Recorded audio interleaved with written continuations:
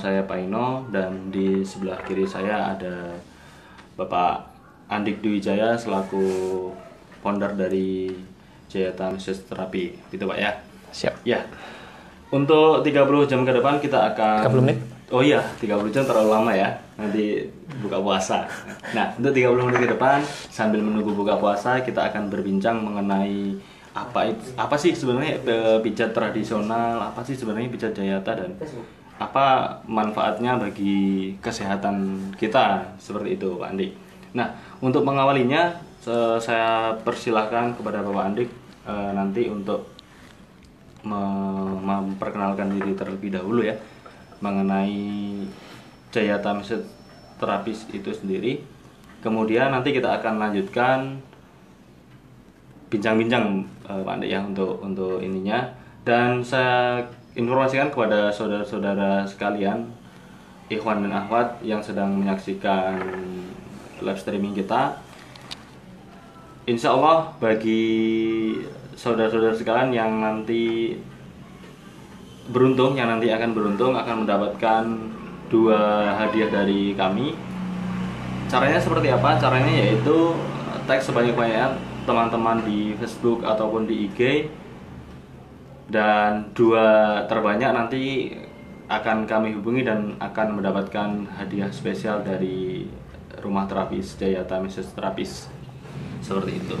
Nah, untuk melanjutkan Pak Andi, saya persilakan terlebih dahulu untuk memperkenalkan apa sih Jayata Massage Therapy ini, Pak Andi. Siap. Langsung ini berarti ya. Iya. Langsung saja. Bismillah. Assalamualaikum warahmatullahi wabarakatuh. Waalaikumsalam. Alhamdulillahirabbil alamin. Alhamdulillah alladzi bi ni'matihi tatimmus sholihah. Asyhadu an la ilaha illallah wahdahu la syarikalah wa asyhadu anna Muhammadan abduhu wa rasuluh.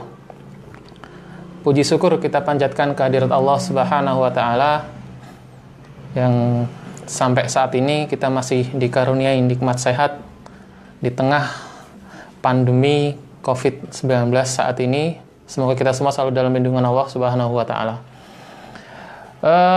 Langsung aja, ini karena sesinya atau temanya sharing, jadi tidak monoton resmi seperti itu. Jadi kita seperti berdialog, dan teman-teman atau Bapak Ibu semua yang hadir menyaksikan acara ini, monggo kalau mau ada yang sharing, ada mau ditanyakan, dipersilahkan. Jadi tema acara sore ini adalah perkenalan terapi pijat tradisional Jayata. Jadi terapi pijat tradisional Jayata itu yang seperti apa sih? Itu masih banyak yang nanya. Jadi kita perkenalkan dulu dan nanti lanjut sharing ya, Mas Pak Ino ya. Iya. Oke. Sebelum saya memulai, saya akan mengucapkan terima kasih ya. Terima kasih yang sebesar-besarnya. Pertama kepada keluarga ya, kepada keluarga saya, kepada ibu saya, kepada anak istri saya, kemudian pada para guru-guru saya, guru mulai dari pendidikan formal ataupun informal, mulai dari TK sampai saya kuliah, ataupun guru-guru terapis yang sudah menjadi mentor-mentor sampai alhamdulillah sampai saya melangkah bisa seperti ini, dan sampai saat ini juga saya masih sebagai pembelajar. Bukan orang yang sudah merasa ahli, bukan, tapi saya akan terus belajar. Tapi dengan ilmu yang sudah saya dapat atau ilmu yang sudah saya menimba selama ini, akan semaksimal mungkin atau sebisanya akan saya share kepada teman-teman semua. Akan manfaat kesehatan pengobatan alami tradisional tanpa efek samping. Oke, lanjut atau langsung aja ke terapi pijat tradisional itu apa. Yang pertama yang akan saya jelaskan sebenarnya Jayata sendiri itu apa gitu. Ada beberapa pertanyaan ini Kang Pai, Jayata itu apa sih? Nah, kayak ada ini namanya kok seperti Biro Travel katanya. Ini Jayata, ini dikira Biro Travel, ada yang bilang ini pokoknya jauh dari dunia perterapian lah katanya, seperti itu. Tapi yang sudah jadi pasien di sini insya Allah sudah tahu warga Balikpapan ya. Ini saya jelaskan ulang, Jayata itu kata asalnya sih berasal dari kata Jaya dan Ta gitu ya. Jaya itu berasal dari nama saya sendiri. Nama saya adalah namanya adalah Andik Dwi Jaya ya. Dan nama Jaya yang terakhirnya itu yang cikal bakal pembentukan Jayata, dan Ta itu adalah tangan ya. Jadi karena terapi ini murni menggunakan tangan kosong tanpa alat sesuatu apapun, sehingga muncullah nama Jayata ya, tangan Andi Dwi Jaya gitu, maksudnya seperti itulah. Orang udah paham gitu ya. Orang udah paham dan mudah diingat, tidak namanya tidak susah, mungkin sampai mulai dari anak TK, dari orang tua tahu lah, oh Jayata gitu kan. Ternyata itu adalah tempat rumah terapi. Sekarang lanjut ini Pak. Tadi kan sudah dijelaskan mengenai Jayata itu lahirnya sebenarnya dari apa gitu kan. Kalau menurut seperti yang telah disampaikan, Jayata ini lebih kepada pijat tradisional Pak ya? Iya, betul. Nah, sebenarnya kalau kita ketahui bersama kan bahwa pijat tradisional ini kan orang mindsetnya mbah dukun, orang tua yang mijat dan lain sebagainya. Nah, itu seperti apa sih Pak sebenarnya pijat tradisional, kemudian kenapa sampai lahir Jayata itu sendiri? Nah, ini pertanyaan bagus ini Kang Pai. Banyak di kalangan teman-teman ya, memang sebagian nanya seperti itu.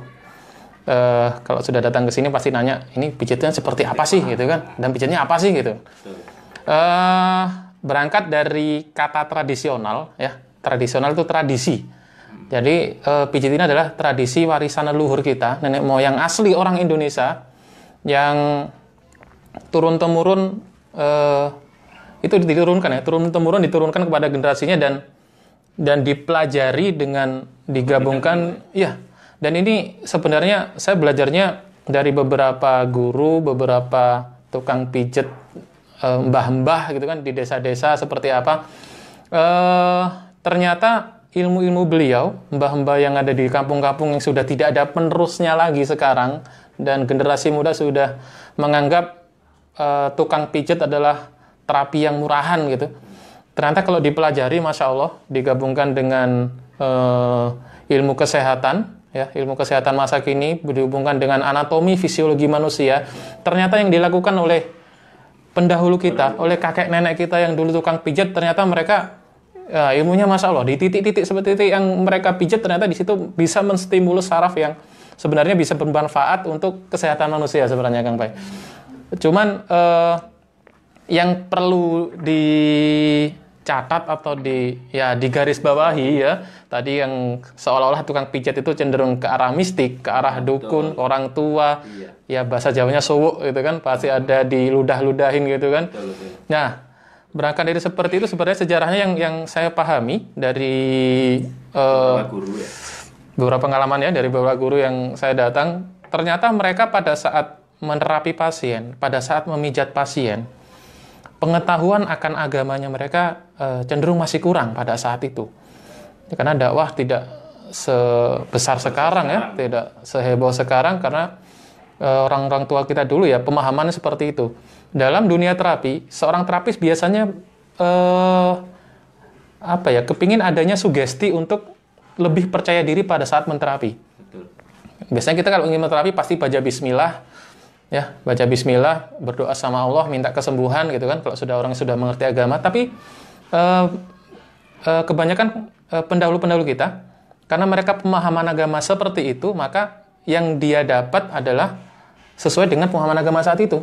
Betul. Yang dulu kan pemahamannya pasti animisme lah bahasanya. Jadi percaya pada nenek moyang. Pokoknya kalau nenek saya ngomong gini harus diikutin, kalau enggak akan kualat. Betul. Sampai ke ilmu pijat-pijat akan seperti itu. Dan itu yang terjadi. Dan kalau misalnya generasi mudanya bisa belajar akan ilmu tersebut, tapi dengan cara menghilangkan. Bahasanya kita menghilangkan tradisi-tradisi yang sudah mistis, sudah tidak sesuai dengan agama Islam, insya Allah itu masih berguna. Dan itu sangat-sangat patut untuk dilestarikan. Karena pengobatan tradisional yang seperti layaknya pijat dan lain-lain ya, itu sebenarnya pengobatan yang tanpa efek samping. Jadi nggak ada efek sampingnya sama sekali. Beda dengan pengobatan modern seperti sekarang ini. Jadi antara kegunaan dan efek sampingnya lebih banyak efek sampingnya biasanya. Beda dengan pengobatan tradisional dulu. Jadi seperti itu Kang Pai. Kenapa Jayata itu muncul, lahir. Jadi berangkat dari keingintahuan atau semangat untuk melestarikan kearifan lokal Indonesia sebenarnya dalam dunia pijat. Dalam dunia pijat dan kesehatan lah tentunya. Dalam kesehatan. Nah, tadi kita udah tahu bersama bahwa Pak Andi banyak guru, banyak pengalaman seperti itu kan. Tentunya dari beberapa guru itu kan beda-beda, Pak Andi. Iya, betul Kang Pai. Bagaimana sih Jayata meramu semua itu, kemudian dijadikan satu gitu kan? Apakah nanti ke depan ada nih dari Jayata sendiri muncul, oh ini loh titik-titik yang memang harus diperhatikan dalam pemijatan. Sebenarnya apa aja sih Pak Andi yang perlu diperhatikan? Ya benar sekali Kang Pai. Jadi berangkat dari situ ya, berangkat dari belajar dan terus belajar, dan sampai sekarang saya terus belajar. Ada yang masternya gitu, saya akan belajar kepada beliau gitu. Jadi saya bukan orang yang jago, masih sudah jadi master, bukan. Saya adalah tetap menjadi pembelajar sekarang. Dan apa yang saya dapat ingin saya share gitu kan, ingin berbagi kepada sesama. Berangkat dari beberapa guru yang sudah saya belajar ke beliau-beliau itu, jazakumullah khair pada guru-guru saya yang sudah mengajari saya selama ini. Dalam prakteknya, saya buka rumah terapi, akhirnya saya menemukan berbagai macam keluhan pasien.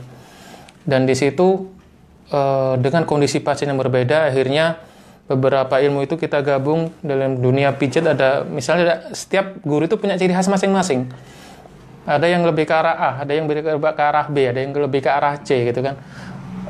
Akhirnya saya menemukan satu metode sendiri sebenarnya dari hasil proses belajar dan proses menterapi pasien dari hasil pengalaman, bahwa dengan pasien dengan keluhan ini itu ciri-cirinya itu seperti ini, ternyata ada ciri-ciri khusus.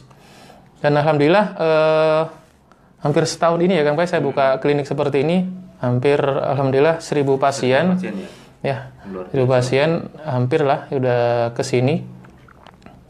Di situ menemukan satu formula, gimana kalau misalnya ini saya jadikan suatu ilmu khusus, pijat khusus gitu ya, dan namanya berangkat dari nama klinik yang awal itu, nama klinik Jayata. Akhirnya ya berkat itu ya, berkat kerja keras dan gimana kita pengalaman belajar, akhirnya kita patenkan namanya Jayata Massage Terapi atau terapi pijat Jayata, ya kan? Kalau di bahasa Inggris kan biar lebih keren gitu, namanya Jayata Massage Terapi, gitu.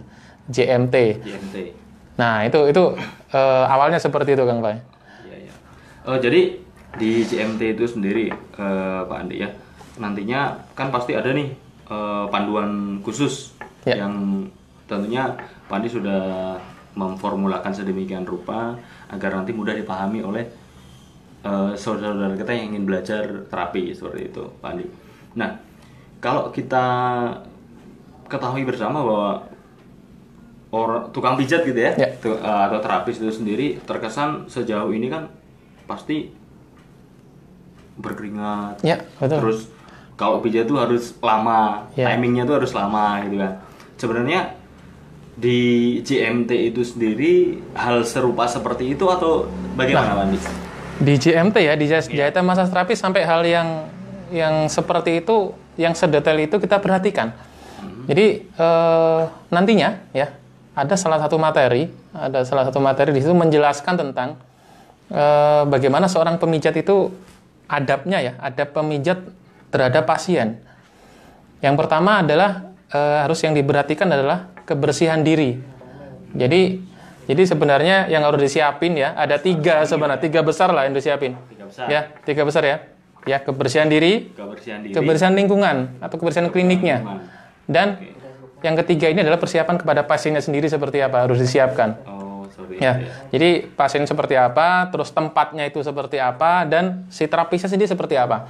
Yang pertama, si terapis itu menjadi tukang pijat atau terapis pijat yang profesional, itu kan, itu harus memperhatikan penampilan diri, ya, dalam tanda kutip sesuai dengan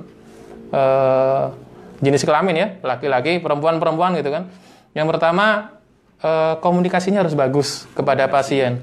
Jadi nggak boleh nih kita mijit orang, kita ngomel atau ngomong terus sampai selesai. Sampai orangnya yang dipijit itu harusnya dia sudah terlelap, harusnya mau tidur, tapi kita ngajak ngomong terus. Nggak bisa tidur. Itu ada yang seperti itu, ya kan? Atau sebaliknya, nggak ada penjelasan sama sekali. Yang penting pijat, ya kan? Yang kedua adalah bau badan. Seorang tukang pijat biasanya berkeringat biasanya karena tidak memperhatikan faktor tenaga atau lingkungannya seperti apa, terlalu panas ya kan. Dan tukang pijatnya punya bau badan gitu kan. Meskipun pijatannya enak, kalau yang mijitnya menyengat gitu kan, pasti nggak akan dipanggil lagi. Udah jelas, itu harus diperhatikan dari rumah. Bagaimana merawat badannya diri dulu nih. Jadi itu benar-benar harus diperhatikan. Kemudian lagi bau mulut, Kang Pai. Bau mulut. Iya, karena kita berdekatan dengan pasien, kita mijat pasien, yang pasti kadang kita ditanya-tanyain. Kita jawabnya seperti apa lah. Pada saat kita jawab, kita punya bau mulut yang sangat menyengat, pasti meskipun pasiennya diem, tapi dia akan menyimpan sesuatu dalam hatinya gitu. Betul. Penampilan diri, terus kemudian pakaian perlu diperhatikan nih. Kalau sudah berkeringat, ya ganti baju dulu, jangan langsung pindah ke pasien lagi gitu kan. Kalau sudah basah gitu, ya mandi dulu, perhatikan ya mandi dulu atau ganti baju dulu, bagaimana caranya gitu kan. Kemudian untuk para lelaki, yang perlu diperhatikan adalah perokok. Kami sangat tidak mentolerir terapi pijat Jayata adalah para perokok. Kenapa? Udah pastilah. Pasti para perokok pasti bau mulutnya bau rokok pastinya. Jadi kalau sudah nanti tergabung dengan komunitas kami, berminat untuk menjadi terapis pijat Jayata, salah satu syaratnya itu nggak boleh merokok untuk para laki-lakinya. Ya, apapun alasannya. Ya, itu salah satu syarat itu.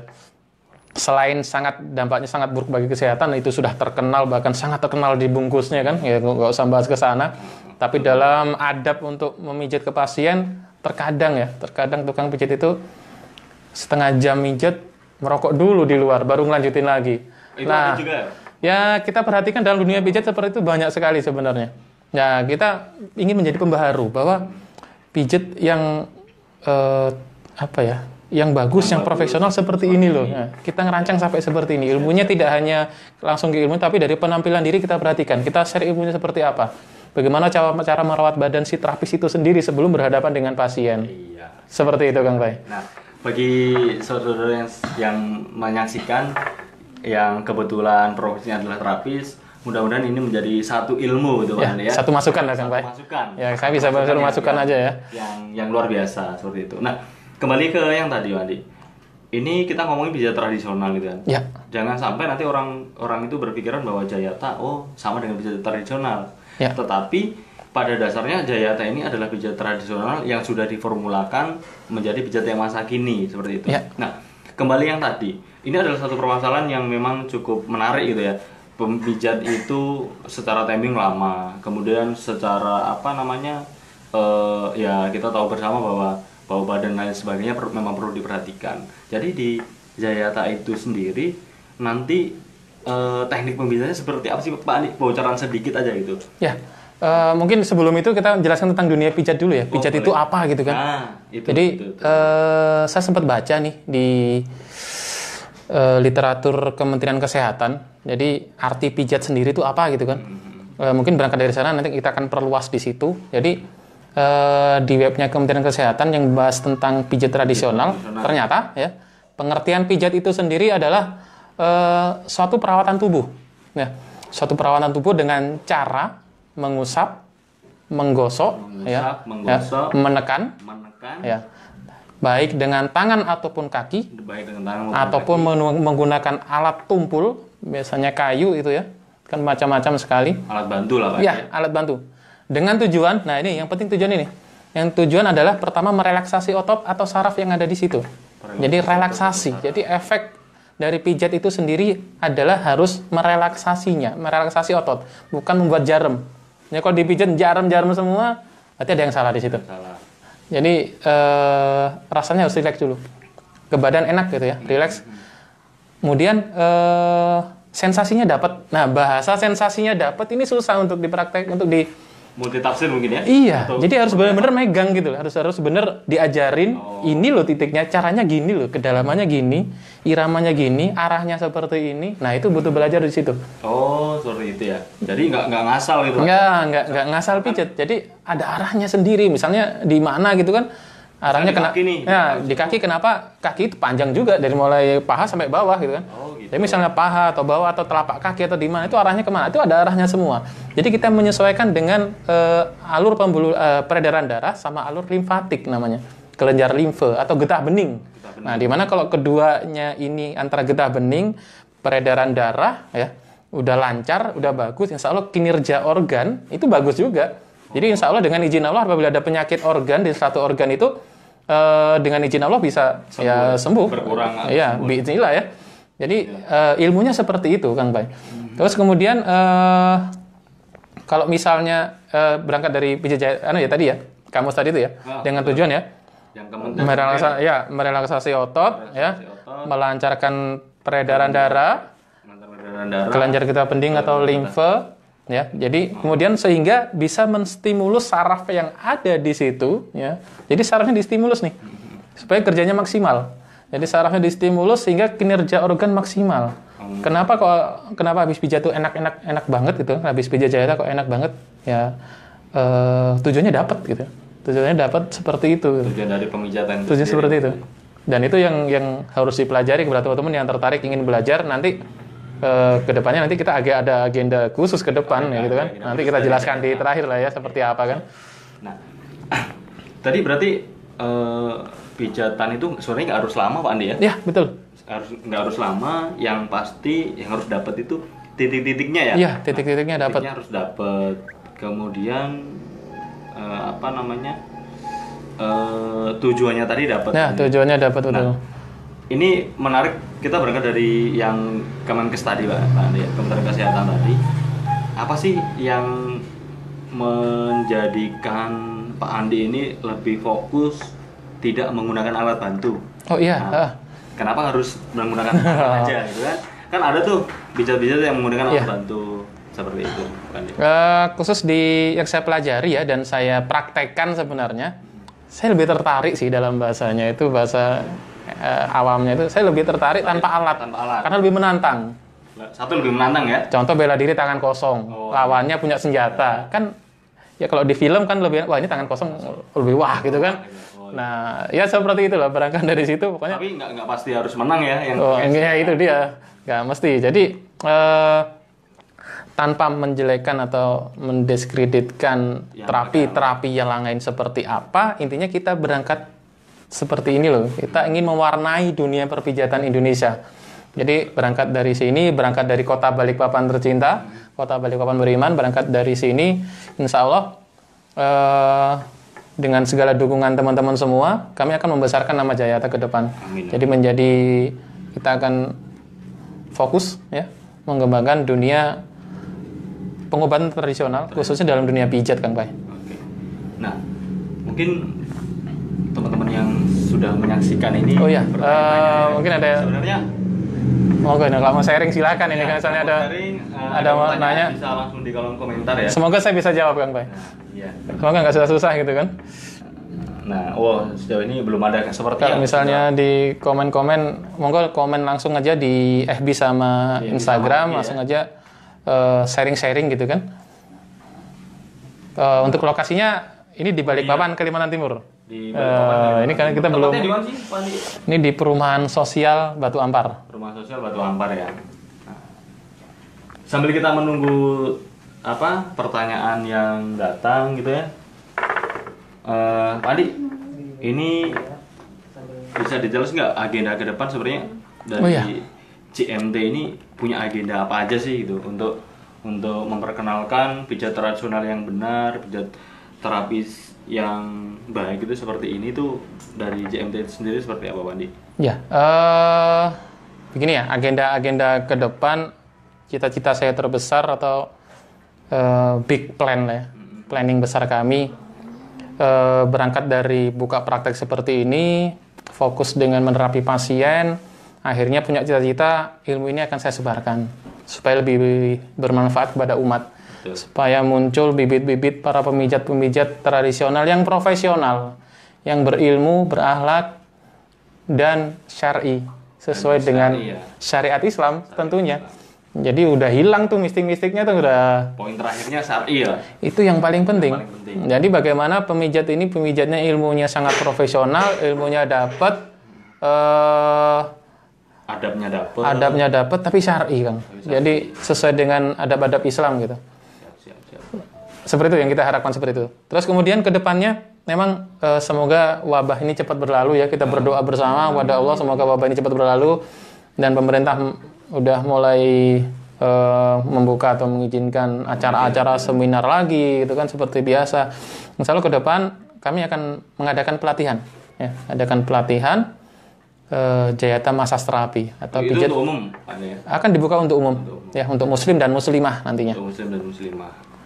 Dan materinya ada 2 materi besar nih. Apa tuh? Ada materi basic nih, basic ya. Ada materi upgrading. Ada 2 nih, ada 2 nantinya ke depan ada materi basic. Jadi harus belajar basicnya dulu. Bagaimana menjadi seorang pemijat yang benar-benar profesional. Terus kemudian ke depan kita akan buat website. Mohon ditunggu, mohon kesabarannya. Insya Allah ke depan website Jayata akan hadir ya. Segera launching, ini masih proses. Di situ akan kita share tentang info seputar pijat Jayata lah. Putar pijat Jayata bagaimana, info-info workshop, kemudian sharing-sharing ilmu di situ. Kemudian buka layanan pertanyaan ya.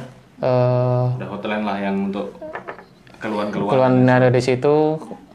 Kemudian yang terakhir ini ada salah satu misi saya, visi dan misi saya salah satu adalah meningkatkan perekonomian masyarakat dalam dunia perpijatan.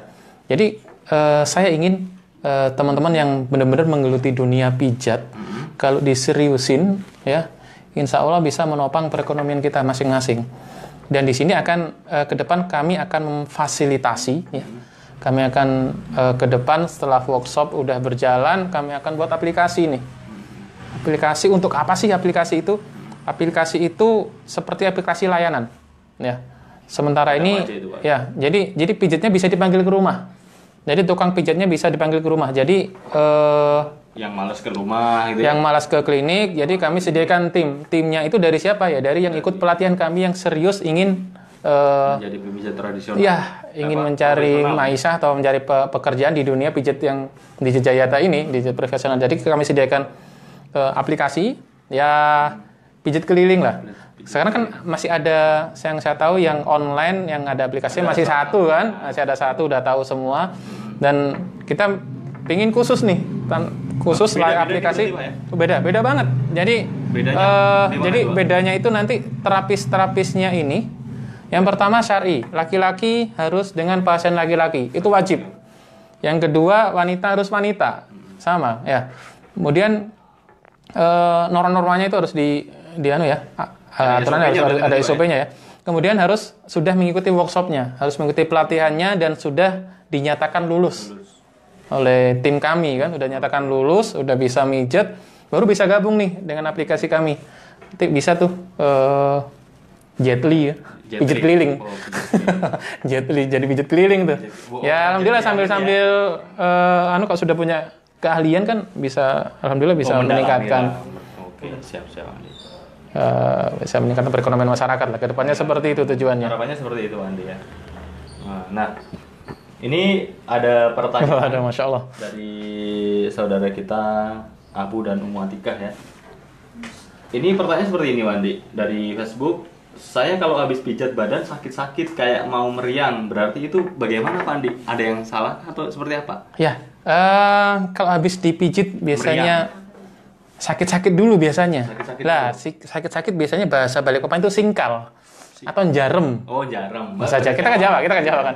Orang Balikpapan singkal namanya. Kalau ada orang Balikpapan namanya singkal. Bahasa kita jarem. Biasanya itu tidak pas pada titiknya, tapi penekannya terlalu keras. Jadi kalau tidak pas pada titik yang kita inginkan, pada titik saraf yang harusnya di situ keras, tapi dia agak melenceng sedikit terus dia kerasin, itu akan singkal karena terkena daging lah bahasa kita kan, terkena otot lah bahasa modernnya itu kena ototnya.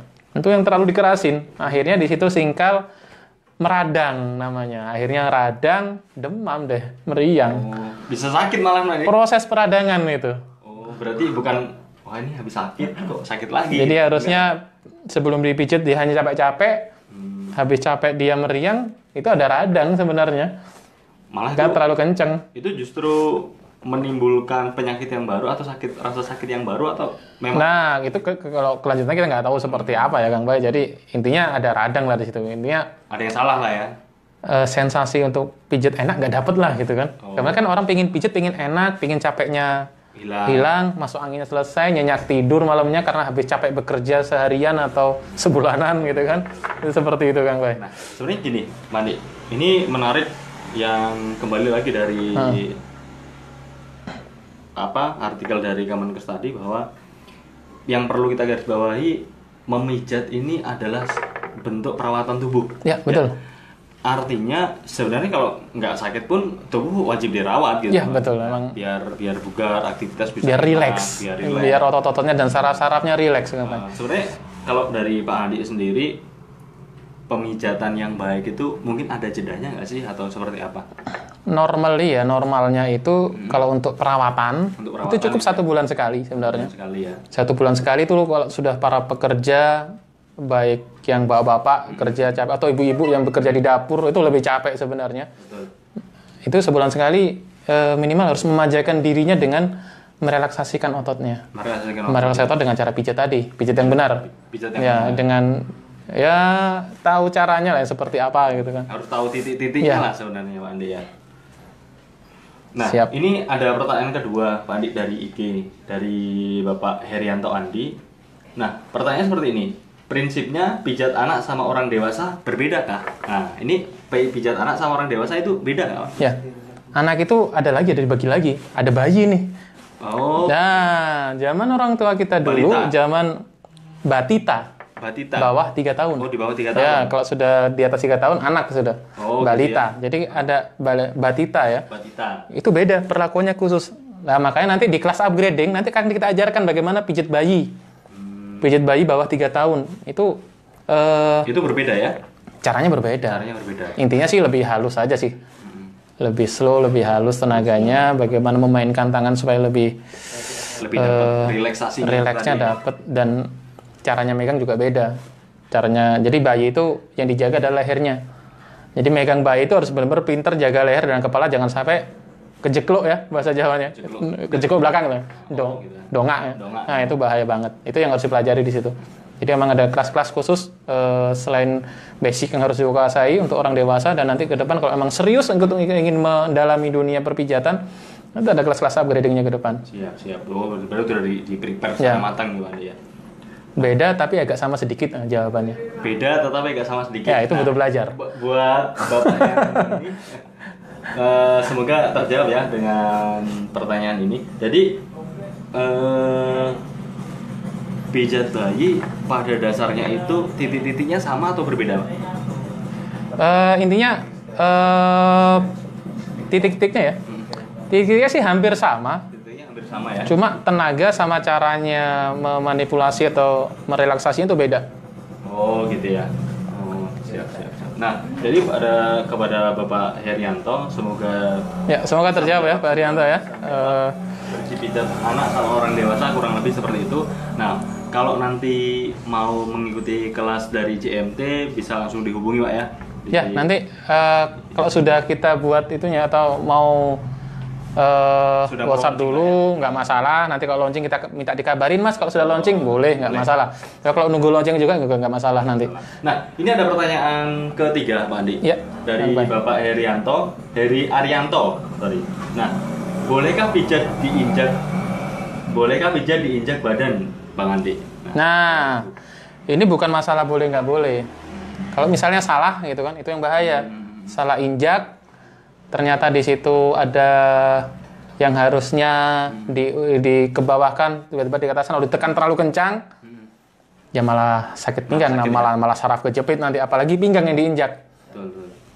Jadi perlu diperhatikan, memang mijat itu tidak sekedar mijat sebenarnya sih. Mijat nggak sekedar mijat ya? Jadi ada ilmu yang harus dikuasai sebenarnya. Kalau mijat sekedar mijat asal penekanannya tidak terlalu kencang, mungkin masih bisa lah, hanya menjelus-elus ya. Dikit lah ya. Nggak masalah lah. Tapi kalau sudah ada penekanan dengan kencang tapi tidak sesuai, salah titik, nah itu Masya Allah tuh. Ya bisa jadi, bahasanya bisa jadi ke arah yang malah memperburuk keadaan. Nah, ini ada pertanyaan selanjutnya Pak Andi. Siap. Ini ada Pak Ari. Mereka pengalaman ini ya. Oh, beliau curhat. Oh, Masya Allah. Silakan. Saya pernah gunakan jasa pijit tradisional. Pijitnya enak, cuma menjengkelkan pemijatnya itu sendawa dan buang angin terus. Wah, sendawa tuh yang Nah, itu lah ya. betul. Sakitnya Gelegean. lagi, ia menurut saya penyebabnya katanya terlalu banyak angin keluarnya lewat dia. Waduh, kapok nggak pengen lagi, padahal enak. Masya Allah. Nah, ini mungkin tadi ya perlunya terapis-terapis yang Yang berilmu sebenarnya. Maka semua yang beretika. betul. Jadi semua pengobatan itu kita harus menghubungkan dengan agama kita yang benar. Jadi nggak ada hal-hal yang sampai terkesan nggak masuk logika, itu nggak ada. Jadi akal sehat manusia pasti nyampe. Nggak ada ceritanya angin itu pindah Betul. tanpa masa yang sakit siapa, yang masuk angin siapa, yang keluarnya angin dari mana gitu kan. Makanya di situ perlu pemahaman kepada tukang-tukang pijat, kepada atau calon-calon tukang pijat nanti yang ingin belajar seperti itu. Kita sampai membahas sejauh itu loh, kita bahas seperti itu, bahwa akidah tukang pijat itu memang harus sesuai dengan syariat Islam. Betul. Hal-hal yang mistis, hal-hal yang menurut turun-temurunnya itu nggak benar. Kan biasanya kan ilmu seperti ini kan menurut yang saya ngajarin dulu, lah dia Panutannya saklek dengan panutannya gitu loh, bahasanya seperti itu. Nah, ini ada lagi nih. Masya Allah. Pak Andi, dari Bapak Abu Syauki, Mas, lek kesel iku iso dipijet tak? Oh, ini kalau Nah, wah ini ada lagi nih. ini gimana nih, Pak? Apakah sama nih di apa? Keselio. Nah, keselio memang sebenarnya sih setingkat lebih maju lah, setingkat lebih atas daripada pijat memijat ya. Oh, gitu. Pijat biasa, karena sudah keselio, skillnya harus upgrade lagi tuh itu. Oh, iya. Tapi saya jelaskan lah di sini. Saya jelaskan di sini ya. Boleh. Keselio itu seperti apa? Jadi keselio itu melibatkan sendi. Tadi bahasa Abu Sauki ya? Iya. Ya. Jadi Abu Sauki Dari IG. ya di Instagram ya. Jadi keselio itu melibatkan sendi. Misalnya nih keselio di tangan sini, di pergelangan tangan. Di pergelangan. Misalnya kita jatuh ke samping, ke belakang atau ke depan, yang menyanggah adalah tangan duluan. Ini kecekluk Iya, lah. Trek. kecekluk. Nah, ini namanya keselio. Nggak kuat menopang. Ya, nah kuat menok keselio akhirnya dia nggak bisa gerak, terkunci seperti ini. Nah, sebenarnya terapinya itu bukan langsung dipijit pada titik yang sakit atau yang bengkak. Jadi kalau misalnya ada keselio, ya, ada masalah sendi, itu yang benar adalah sendinya direposisi dulu, karena sendinya udah lepas sebagian atau Dislokasi lah. ya bahasanya dislokasi lah. Ya itu harus dibenerin dulu sendinya. Jadi ada khusus memang terapi sendi. Jadi sendi itu sedikit bocoran aja ya. Jadi kalau sendi ada masalah sendi itu harus ditarik. Oh, jadi Sendi itu harus ditarik, harus dilepas dulu.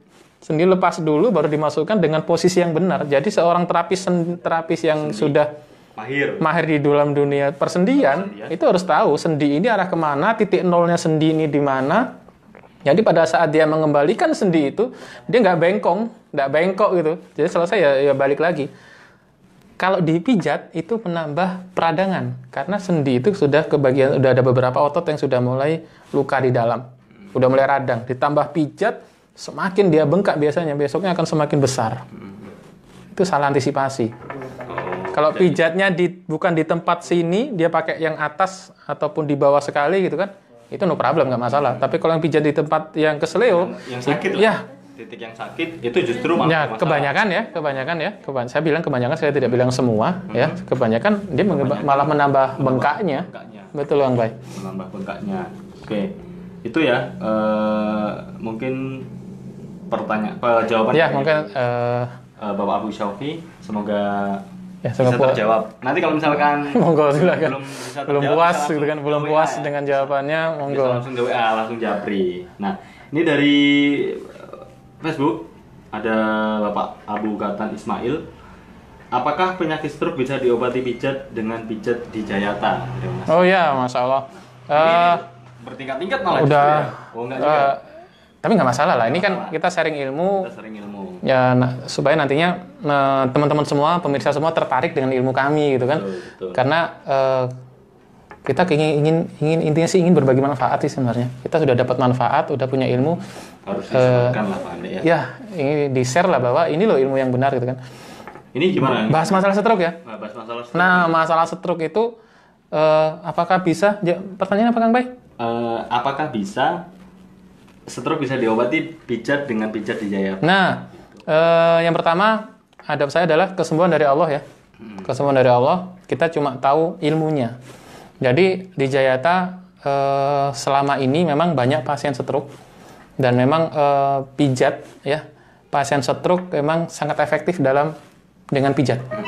Jadi ada pijat saraf tertentu yang memang sakit sekali di situ. Kalau misalnya stroke ya, misalnya lumpuh nih, kakinya lumpuh atau tangannya lumpuh, di kaki itu ada titik-titik yang memang di situ kalau dipencet nyerinya sangat luar biasa nyerinya, dan itu bisa menstimulus sarafnya supaya dia aktif lagi. Jadi menstimulasi saraf yang sudah nggak mengalir, udah nggak bener lah di situ, gara-gara misalnya ada sumbatan atau perdarahan dalam otaknya sehingga sarafnya tidak mensuplai ke arah kaki sehingga kakinya lemes gitu kan. Jadi kita mainnya dari misalnya kakinya lemes ya sudah, titik di jari-jarinya ada titik-titik tertentu di situ kita stimulus ya dengan kita pijat, sehingga biasanya ya pengalaman di sini yang semula lumpuh kalau sudah dipijat karena dia langsung seperti nendang. Oh gitu. Karena efek dari stimulus saraf tadi. Siap. Saraf plus nyerinya tadi kan. Wah, berarti di Jayata ini di JMT itu Pak, Pak Andi ya. Itu ada kelas basic, kemudian mungkin kelas upgradingnya bisa upgradingnya nanti moga-moga bisa ke arah sana ya nanti. Tergantung nanti kedepannya seperti apa. Kalau misalnya antusiasme masyarakat cukup tinggi, misalnya kita fasilitasi ke depan. Siap. Nah ini untuk Bapak Abu Gatan, semoga ini bisa menjawab. Ya, siap. Apabila nanti atau mau tanya lagi, monggo. Mau ada waktu gitu kan. Monggo. Atau nanti bisa japri. Iya, silakan. Di nomor yang sudah tertera tentunya ya di Facebook. Nah, ini dari Bapak Heri Arianto lagi Pak Andi. Apakah sebelum dipijat pasien harus menyertakan riwayat kesehatannya khusus yang punya penyakit kronis? Nah, jadi ini apakah memang harus ditanya dulu? Itu pasti itu pasti Pak Heri. Jadi itu seorang terapis harus mengetahui riwayat penyakit seorang pasien itu seperti apa. Itu harus diketahui. Jadi kita harus berbeda dengan pengobatan yang sudah modern sekarang ini, yang sangat terkenal, sangat banyak efek sampingnya kan. Kita harus beda. Jadi pada saat pasien datang ke kita, adabnya kita adalah mendengarkan keluhan, mendengarkan curhatan pasien, mendengarkan psikologisnya seperti apa. Dan itu harus kita dengarkan dulu. Jangan ujuk-ujuk pasien datang langsung ditangani gitu kan. Udah selesai pulang. Efek psikologisnya nggak dapat, efek dakwahnya nggak dapat. Sementara orang sakit itu adalah di mana orang itu sangat enak atau sangat enak dimasukin hal-hal dakwah berbau agama. Misalnya nih sakit tapi mohon maaf sebelumnya jarang sholat gitu kan. Tiba-tiba sama Allah dikasih sakit. Misalnya kita sambil terapi, sambil dengerin, kita sedikit demi sedikit bukan menasehati, bukan menceramahi, tapi sekedar mendengarkan dan memberi masukan sedikit tapi masuk ke hatinya. Bisa jadi yang dulunya belum melakukan hal yang disyariatkan Allah, bisa jadi diuji sakit supaya ingat lagi. Betul. Nah, hal itu yang harus diperhatikan pada saat kita awal sebelum menerapi pasien. Psikologisnya dapat, sugestinya dapat, udah percaya kepada terapisnya, baru kita terapi. Sekalian kita nanya riwayat penyakit dahulu apa. Karena di situ akan menentukan bahwa nanti terapinya akan seperti ini. Harus diperhatikan di titik-titik tertentunya berhubungan dengan penyakitnya tersebut. Nah, itu makanya begitu luasnya ilmu pijat seperti ini yang perlu dipelajari oleh teman-teman semua. Betul. Jadi nggak asal mijat gitu Pak. Ya, jadi emang ilmunya luas gitu. Ini ada pertanyaan kembali Pak Andi dari Bapak Heri Prabowo. Pertanyaan pertama, wah ini didobel ini Pak Andi. Masya Allah ya Pak Heri. Mas, kalau mau buka praktek pijat proporsional, mungkin maksudnya profesional. Profesional kali ya? Mas, kalau mau buka praktek pijat profesional harus ada surat izin prakteknya kah? Ya. Nah, kemudian yang kedua, adakah standar penentuan tarifnya? Nah, oh ya. Terima kasih. Pertama masalah izin ya. Masalah izin kalau memang sudah serius, ingin buka di pinggir jalan, udah pakai baliho atau sudah mau pakai spanduk, udah promosinya besar-besaran, itu wajib. Wajib ya. Itu wajib pakai perizinan. Dan itu tidak sulit. Jadi untuk izinnya nggak sulit. Jadi yang penting belajar dulu.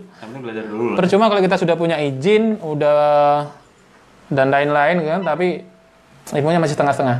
Intinya belajar dulu nanti kita akan fasilitasi ke sana. Insya Allah nanti kita akan, kalau sudah besar, ya kita akan kerjasama dengan asosiasi dalam dunia perpijatan yang akan memfasilitasi sertifikat, memfasilitasi izin ke dinas kesehatan, itu seperti itu bisa. Bisa, Untuk Pak. dunia perpijatan insya Allah lebih mudah. Karena sekarang hatra, ya, penyehat tradisional itu sudah mulai masuk ke puskesmas, sudah masuk ke rumah sakit. Mereka sudah dibutuhkan di pengobatan modern. Kita sudah mulai dirangkul nih.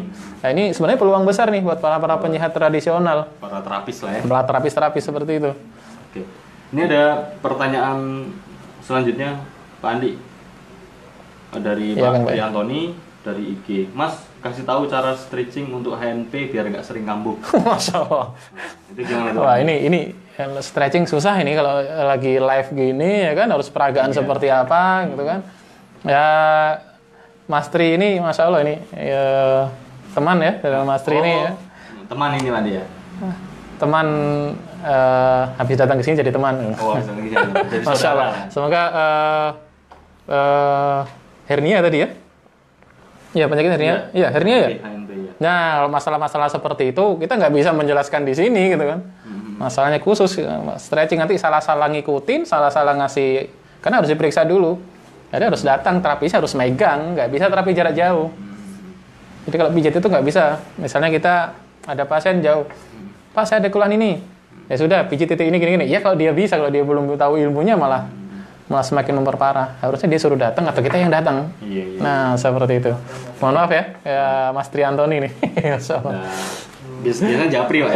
Japri aja Mas nanti Mas. Japri aja nanti Mas. Kan tahu data nomornya. Kita tahu nomornya biar lebih puas. Ya, betul. Kemudian ini dari Bapak Muhammad Yogiarto.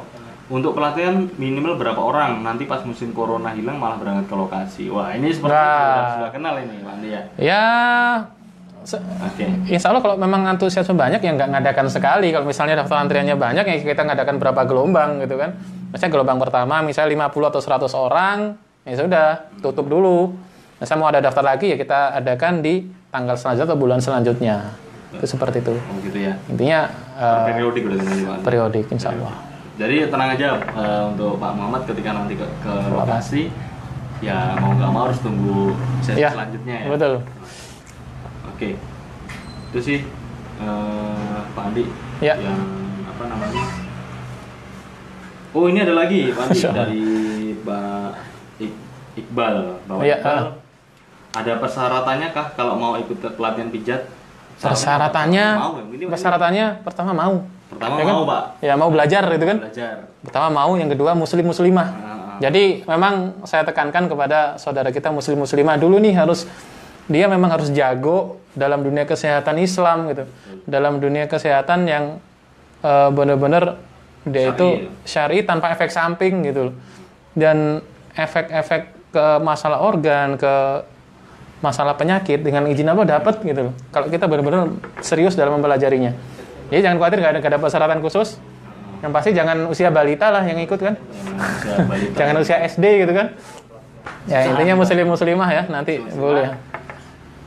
Pokoknya nanti tunggu saja. Ya tunggu saja info selanjutnya ya. Wabah ini cepat selesai Pak Andi. Ya, kita Semoga wabah ini cepat selesai. Kita berdoa bersama dan pelatihan kita segera kita laksanakan.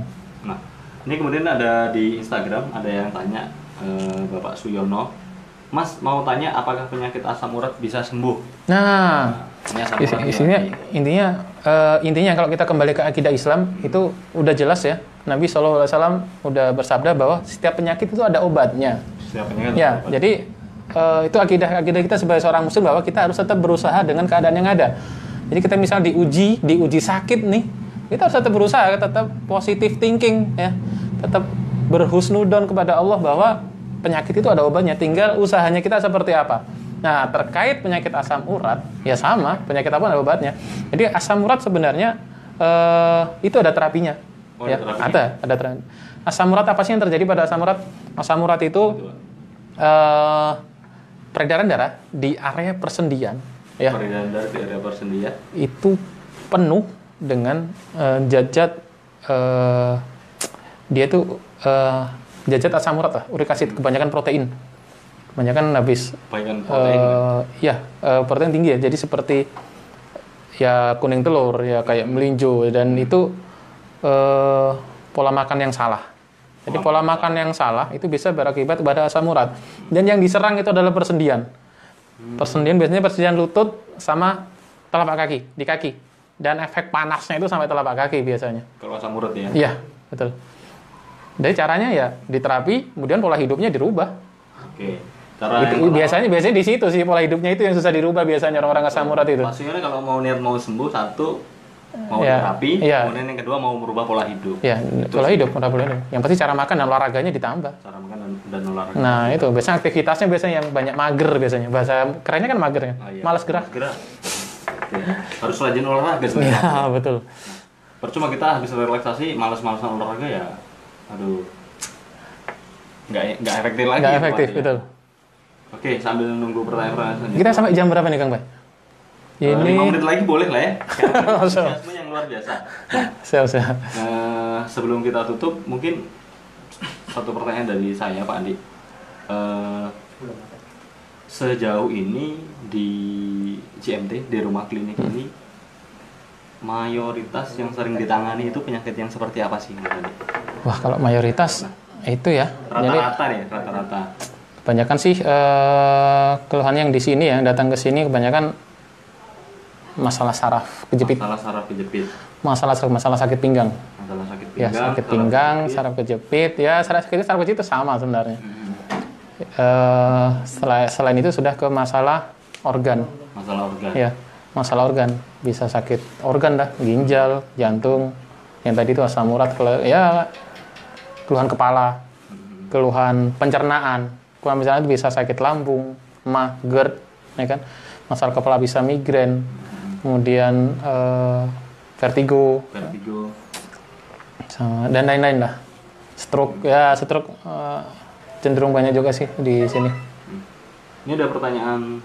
Nah, nggak jadi itu tuh, ada pertanyaan lagi nih Kang Bay. Terakhir nih dari Bapak Mardianto, Ladiamu. Nah, Bismillah, Aki Andi Jaya mau bertanya, apakah sama pas dengan shiatsu, yumeiho, kiroterapik, pijat-pijat saraf kejepit lain? Ya, Mungkin jadi gini, pencerahan. ya pencerahan. Jadi antara ilmu-ilmu yang tadi disebutkan tadi itu berbeda.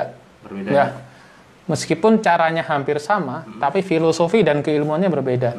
Tujuannya juga berbeda seperti apa. Jadi setiap ilmu itu sebenarnya saling melengkapi. Ya, setiap ilmu kalau dipelajari dengan serius itu akan saling melengkapi, bukan bertolak belakang, bukan bermusuhan.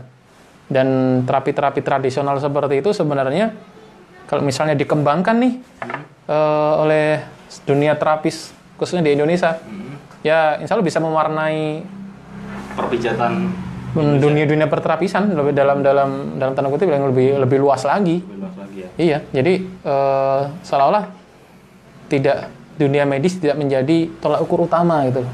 Jadi dunia medis tidak menjadi tolak ukur utama. Misalnya ada orang sakit harus ke sana gitu kan, harus ke medis, harus berobat dengan operasi, harus berobat dengan obat kimia gitu kan. Masih ada nih alternatif utama. Jadi pengobatan alternatif, tapi kita bilang harus yang utama, harusnya yang alternatif duluan ini, yang tanpa efek samping dulu nih, dibuat ikhtiar, baru kemudian terserah pasien seperti apa, Betul. mau Kembali kemana. lagi ke pribadi masing-masing. Iya, pribadi masing-masing. Itu ya Kak Mardianto ya. Nah, semoga bisa menjawab Pak Mardianto. Nanti kalau misalkan dari pemirsa sekalian yang saat ini sedang menyaksikan kami gitu Pak ya. Kalau kurang puas atau masih ada unek-unek yang ingin ditanyakan, bisa langsung bertanya melalui WhatsApp yang di bawah tadi seperti itu. Nah, atau dirasa menarik seperti ini, boleh kita lanjut adakan lagi nih Ya, di adakan kemudian lagi. hari kapan itu kan, dengan Betul. agenda yang berbeda, dengan bahasan yang berbeda. dengan bahasan yang berbeda. Nanti kita ke depan pasti akan seperti ini, Pak. Akan sering-sering seperti ini, akan Sering-sering seperti ini. Nah, mungkin itu tadi pemirsa, baik yang menyaksikan di Facebook ataupun Instagram. Ini adalah awal dari perbincangan kita mengenai Jayata Massage Therapist atau JMT ya. Ya. Nah, semoga kami berharap semoga wabah COVID-19 ini segera berakhir. Amin, amin. Dan kita bisa bertemu langsung nih Pak Andi dengan pemirsa yang saat ini mungkin mau berkonsultasi, ke depan mau ikut pelatihan dan lain sebagainya. Nah, karena kita terbatas oleh waktu, nanti bisa disambung lagi di lain kesempatan, dan apabila sudah tidak tahan yang ada yang ingin ditanyakan, itu bisa langsung menghubungi kami. Nah, Mungkin itu saja. Oh iya, hampir lupa Pandi. Apa Ini nggak boleh. Ini kan kita sudah janji nih. Oh iya. Nah, dong. Oke. bagi dua orang yang Nanti beruntung, kita hubungi ya nanti ya. bagi dua orang yang beruntung, Kita umumkan secara masif di nah, Facebook kita kita umum ya. secara masif di Sama IG Facebook. kita ya. Nah betul, nggak apa-apa Pandi. Nanti Ini dapat ya. tag-nya seperti apa? Nanti akan dapat ya. Yang pasti Yang nge-share sama nge-tag yang terbanyak ya. share sama nge-tag terbanyak akan Dapat bingkisan mendapatkan dari Jayata bingkisan ya. dari Jayata. Insya Allah bagus untuk kesehatan. Insya Allah bagus untuk kesehatan dan pastinya nanti wajib diambil ke sini Pak Andi ya. Oh iya, wajib diambil atau misalnya pakai jasa kurir dan lain-lain, monggo silakan. Monggo. Nah kalau di sini nanti bonusnya beda lagi Pak Andi. Bisa konsultasi. Nah, secara langsung. itu Nah. bisa ketemu ya. Bisa ketemu. Nah Satu lagi nih pertanyaan nih. Boleh ikutan belajar pijatnya tuh dari Bu Yulianti Atma. Oh,